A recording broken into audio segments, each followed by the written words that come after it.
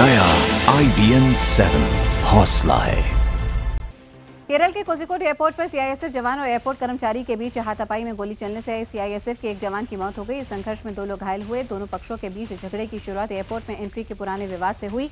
गोली चलने की इस घटना के तुरंत बाद गुस्साए सीआईएसएफ के तकरीबन 100 जवान रनवे पर जाकर खड़े हो गए। हालात काबू में करने के लिए सरकार ने एयरपोर्ट पर अतिरिक्त सुरक्षा बल भेज दिया है। एयरपोर्ट पर फायरिंग के बाद 2 विमानों की लैंडिंग स्थगित कर दी गई, क्योंकि एयरपोर्ट को तुरंत ही अस्थायी तौर पर सील कर दिया गया था। इसके बाद सभी विमानों को कोच्चि डायवर्ट किया गया। केरल के गृह मंत्री ने बताया कि एयरपोर्ट पर संकट जल्द ही खत्म कर लिया गया। फर्जी डिग्री केस में दिल्ली के पूर्व कानून मंत्री जितेंद्र सिंह तोमर 2 याचिकाओं पर साकेत कोर्ट में सुनवाई होगी। पहली अर्जी में उन्होंने अपनी गिरफ्तारी को गैर कानूनी बताया, जबकि दूसरी अर्जी में जमानत के लिए मांग की है। फैजाबाद में पड़ताल के बाद दिल्ली पुलिस अब जितेंद्र सिंह तोमर को बिहार ले जा सकती है। रिमांड के पहले दिन बुधवार को दिल्ली पुलिस तोमर को उस यूनिवर्सिटी ले गई जहां उन्होंने बीएससी की डिग्री हासिल करने का दावा किया। उधर अयोध्या के केएस साकेत कॉलेज के चीफ प्रॉक्टर ने कहा कि तोमर के दस्तावेज फर्जी हैं। वो ना तो क्लासरूम पहचान पाए और ना ही लैब। फैजाबाद में पुलिस ने यूनिवर्सिटी के रजिस्ट्रार के सामने तोमर से पूछताछ की। दस्तावेजों की जांच पड़ताल की गई। लखनऊ पहुंचने पर साजिश का आरोप लगाने वाले तोमर के मीडिया के सवालों के बाद ढीले पड़ गए। उधर दिल्ली पुलिस कमिश्नर बीएस बसी के मुताबिक ये भी जांच की जाएगी कि तोमर फर्जी डिग्री रैकेट से तो कहीं जुड़े नहीं। कमिश्नर बीएस बसी के मुताबिक दिल्ली पुलिस मामले की तह तक जाएगी। तोमर डिग्री विवाद में कांग्रेस ने मुख्यमंत्री अरविंद केजरीवाल के खिलाफ प्रदर्शन किया। साथ ही दिल्ली में जल्द से जल्द लोकायुक्त की नियुक्ति की मांग की। वहीं बीजेपी ने कहा है कि ऐसे लोगों को बचाने के लिए ही केजरीवाल ने पार्टी के आंतरिक लोकपाल को खत्म किया। राजस्थान में अब तक तकरीबन 800 लोगों के खिलाफ फर्जी डिग्री के सरपंच बनने के केस दर्ज हो चुके हैं। इसमें बीजेपी के सलम्बुर से विधायक अमृतलाल मीणा की पत्नी भी शामिल हैं। पत्नी, आपको बता दें, अभी तक पुलिस ऐसे 45 सरपंचों को गिरफ्तार कर चुकी है। जितेंद्र सिंह तोमर की डिग्री विवाद के बाद अब आम आदमी पार्टी के एक और विधायक विवाद में फंस गए हैं। सोमनाथ भारती पर उनकी पत्नी ने घरेलू हिंसा का आरोप लगाया। सोमनाथ की पत्नी लिपिका ने उनके खिलाफ दिल्ली महिला आयोग में घरेलू हिंसा का केस दर्ज कराया।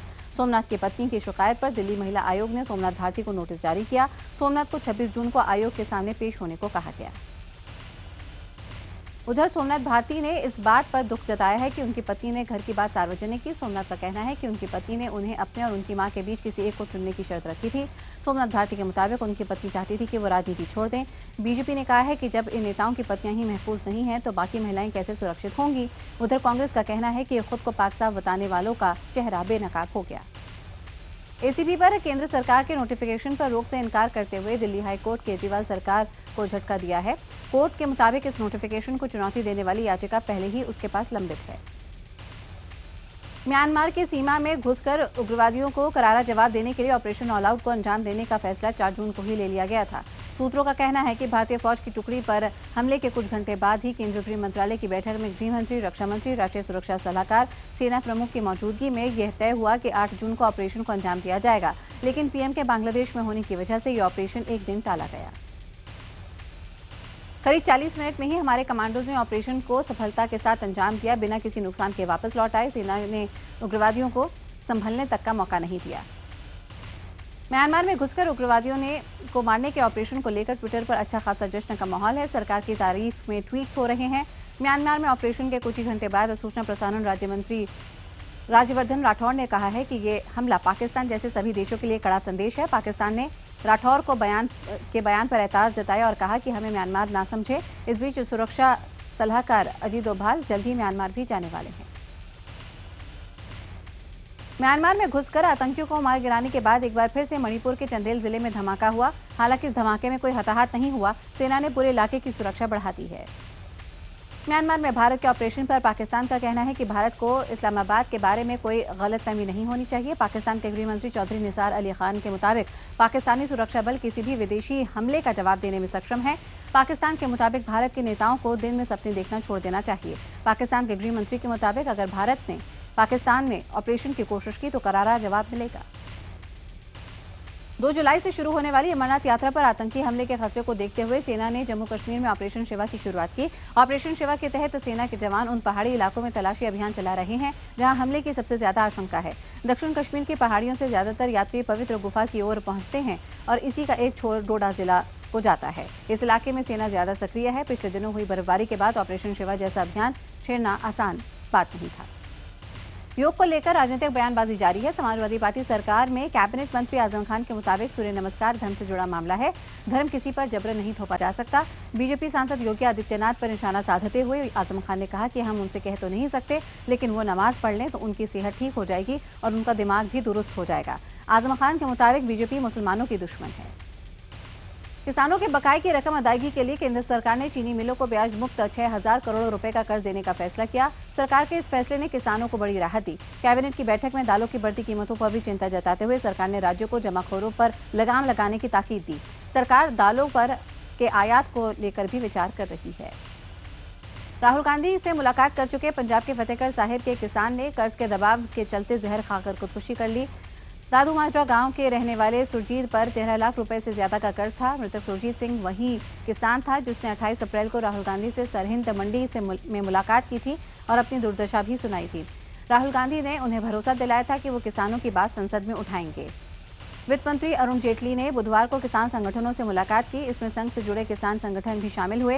वित्त मंत्री से मुलाकात के दौरान किसानों ने एक रिपोर्ट सौंपी है जिसमें कहा गया है कि किसानों की रजामंदी के बिना उनकी जमीन अधिग्रहित न की जाए, मुआवजा बढ़ाकर 4 गुना किया जाए। किसान संगठनों ने यह भी मांग उठाई है कि 5 साल तक जमीन का इस्तेमाल न होने पर जमीन के किसानों को वापस दी जाए।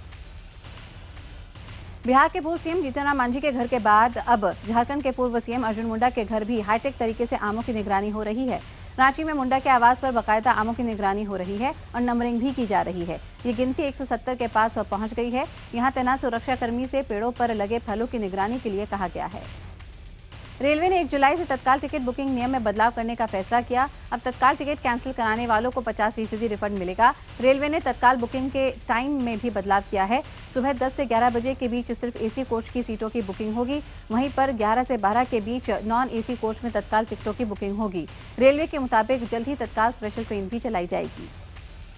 कोलकाता में आज टैक्सी से सफर करने वालों को मुश्किलों का सामना करना पड़ेगा। किराया बढ़ाने और कथित पुलिसिया अत्याचार को रोकने की मांग को लेकर एटक समर्थित टैक्सी संगठनों ने आज से 24 घंटे की हड़ताल बुलाई है। इस हड़ताल में एटक समर्थित West Bengal taxi operators coordination committee और कोलकाता टैक्सी ऑपरेटर्स एसोसिएशन के समर्थक शामिल होंगे। टैक्सी संगठनों ने पार्किंग और शौचालय का इंतजाम करने की मांग की है। दिल्ली विश्वविद्यालय में दाखिले की दौड़ जारी है। दिल्ली विश्वविद्यालय में दाखिले के लिए अब तक 70 कॉलेजों की 54,000 सीटों के लिए 2,17,000 फॉर्म भरे जा चुके हैं। डीयू में दाखिले के लिए फॉर्म भरने की आखिरी तारीख 15 जून है।